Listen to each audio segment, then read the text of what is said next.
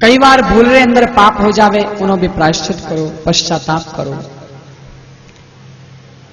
और जो लोग जान बूझन पाप कर रिया है, मैं तो कहूं ब्याने भगवान ही बचाए।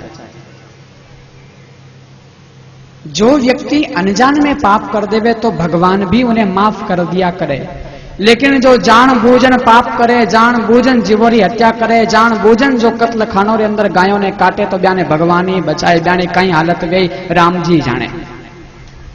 आज अपने ही इन भारत देश के अंदर, इस भारत देश के अंदर हजारों गायें कटी जा रही है, हजारों गायों की दुर्दशा हो रही है। अरे देखो तो सही, ये हमारा देश, ऋषियों का देश, ये भारत देश, हमारी यह भारतीय संस्कृति, कितना सुंदर देश, और इस देश के अंदर आज गायों की ऐसी दुर्दशा हो रही है।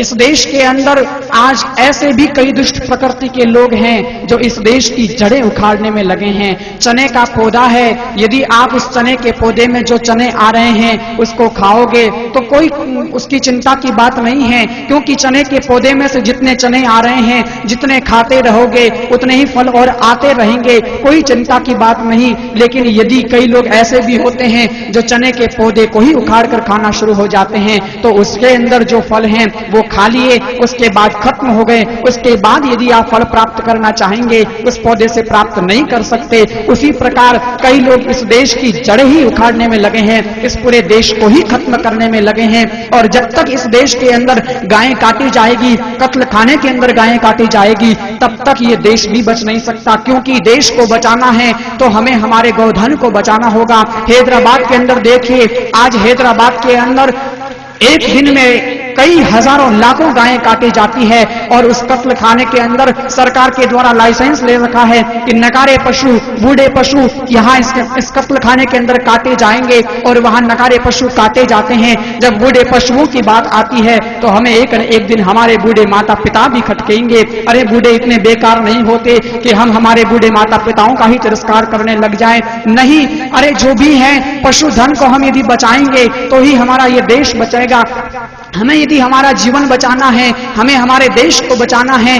आज इस देश के अंदर पानी खत्म होता जा रहा है, और जो पानी बचा है वो भी जहर होता जा रहा है, क्योंकि जिस जगह, जिस शहर के अंदर गायें काटी जाती है, जहां कत्ल खाने हैं और हजारों की संख्या में रोज जहां गायें काटी जाती है, उस गाय की जमीन ने अभिश्राप दे दिया है कि वहां का पानी ही खारा हो जाएगा, जहर प्रदूषित पानी हो जाएगा। तो धीरे धीरे धीरे इन गायों, ये गायें कट रही है, पशुधन कट रहा है, गौधन कट रहा है, तो उसके कारण कितनी ही विकट परिस्थितियां हमें झेलनी होगी। अरे स्वामी परम पूज्य श्री राम सुखदास जी महाराज कहते थे कि जब अभी तो तुम ट्रैक्टरों से काम चलाते हो, हल करते हो और धान वगैरह प्राप्त कर लेते हो, लेकिन एक समय ऐसा भी आएगा जब डीजल खत्म हो जाएगा, पेट्रोल खत्म हो जाएगा, ये ट्रैक्टर आप देखते रहोगे, आप उसका उपयोग नहीं कर सकते हो। उस समय हमारे बैल काम आएंगे, लेकिन जब तक ये बैल यदि कट जाएंगे तो हम क्या खेती करेंगे? अरे हम क्या धान प्राप्त करेंगे? हम क्या अनाज प्राप्त करेंगे? क्या उस समय तुम पैसों को चढ़ाओगे? क्या उस समय तुम नोटों को खाओगे,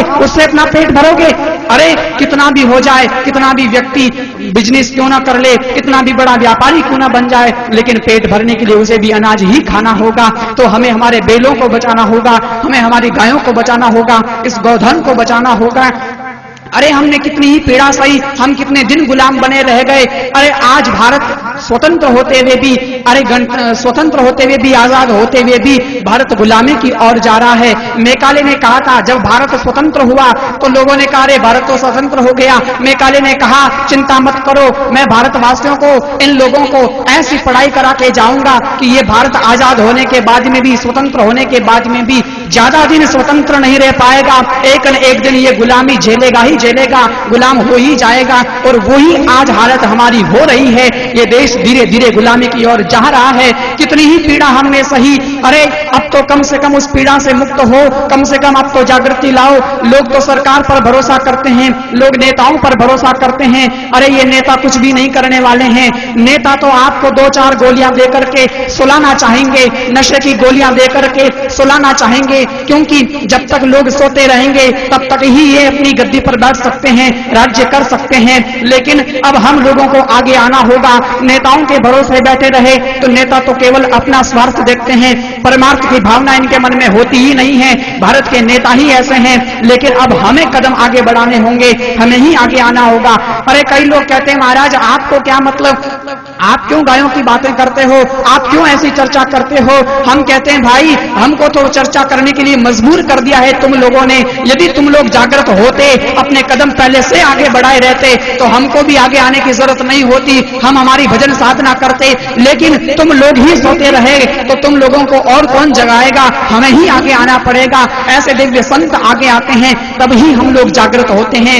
केवल अपने को अंदर जागृति की जरूरत है, हम लोग सचेत तो हैं ही, एक चिनगारी की जरूरत है। यदि चिनगारी लग गई तो वो क्रांति हमारे अंदर जरूर आएगी और उस पीड़ा से हम मुक्त हो जाएंगे।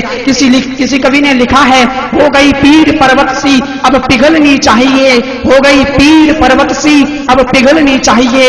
इस हिमालय से अब कोई नई गंगा निकलनी चाहिए, इस हिमालय से अब कोई नई गंगा निकलनी चाहिए।